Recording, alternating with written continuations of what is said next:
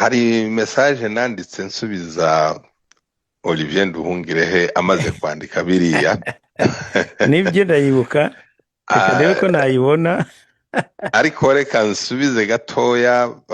Hariho comment zagiye zibaho zivuga ngo narengereye, ngo nagiye mu moko, ngo mba namusubije, ngo ariko simvuge ko ari umuhutu. Izo ni comment nyinshi zagiye zibaho. Sinabonye umwanya uhagije wo kugira ngo nsubize izo comment mu gato, ariko mbere yuko mvuga reka mbanze nsubize kuri izo comment. Mu kanwa ka Olivier Nduhungirehe inshuro nyinshi avuga ubwoko bw'abanyamurenge, abanyamurenge. Mvuze ko nawe ari umuhutu ari uvuga abanyamurenge inshuro nyinshi, ikosa nkoze nuko mwise umuhutu nkaba wenda Olivier Nduhungirehe atari umuhutu. Ariko nje numva Olivier Nduhungirehe avuze ngo Manyota ni umunyamurenge, nta caha kirimo. Mu gihe naje mvuga muri message yanje nkavuga ndi Olivier Nduhungirehe ni umuhutu.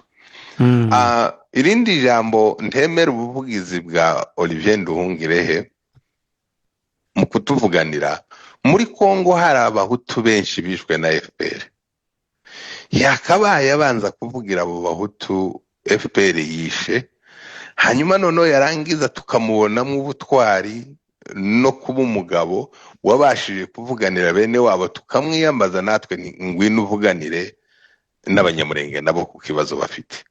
Ariko se uyu muntu utarabasha kuvuganira bene wabo n'umunsi n'umwe aza kutuvuganira gute?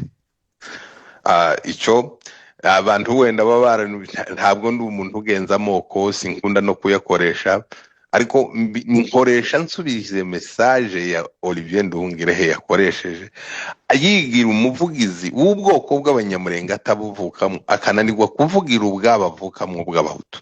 Ariko ntabwo ndi umuntu w'amoko ngo ngendere ku moko, sinayakunda, sinkunda nuko abantu bakoresha ubwoko. No kubera ko nyine ngewe ntabwo nakurikiye commentaire z'abantu, ariko kubera ko yenda nankuzi nari mbizi ko ibyo commentaire za ntabwo zari ziri zishingiye ku bwoko, ahubwo ngewe hari naho wavuze humvikanaga uravuga uti dushatse n'abandi b'abahutu batuvugira natwe turabafite, hari ahandi twabakura atari mu Rwanda. Ega n'ubundi dukeneye umuvugizi twumva two mukura mu bahutu. Muri Kongo tugira abahutu kandi bemerera bari proud kuko ari abahutu. Icyo gihe twofata abahutu biwacu bakatuvuganira. Narayumvise message, narayumvise ntabwo nayitinzeho, nta nubwo nari nzi ko hari abantu babyumvise muri ibyo, kandi unabivuze mu buryo buri ntabitekereje. Jewe sinanigeze ntekereza n'icyo kintu cyo kubona Nduhungirehe, kuko iyo bavuga ntabwo avuga abakongomani, bavuga abanyamurenge nk'ubwoko. Ubwo rero kumusubiza mu bwoko nibaza ko umugani ubwo ni kimwe.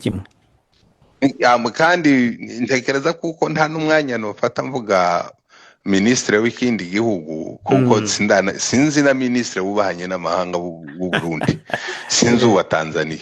Nta n'impamvu nokagize nje kuvuga Olivier Nduhungirehe iyo mu kanwa kiwe hataza kuba ari abanyamurenge gusa bavugwa. Ico gihe sinomenye na Nduhungirehe kuko abaho, namumenye ari uko mu kanwa kiwe inshuro nyinshi hahora hava abanyamurenge, noneho bituma nja gushakisha Olivier Nduhungirehe wicara avuganira abanyamurenge iwe n'ubwoko ki. Kuko uzumvishije uko avuga abanyamurenge wagira ngo nawe ni umunyamurenge. Noneho mu gushakisha kwa ngo menye nimba nawe ari umunyamurenge, naje gusanga atari umunyamurenge, ahubwo nsanga ari umuhutu, nsanga atari n'umuhutu wo muri Kongo, nsanga n'umuhutu wo mu Rwanda.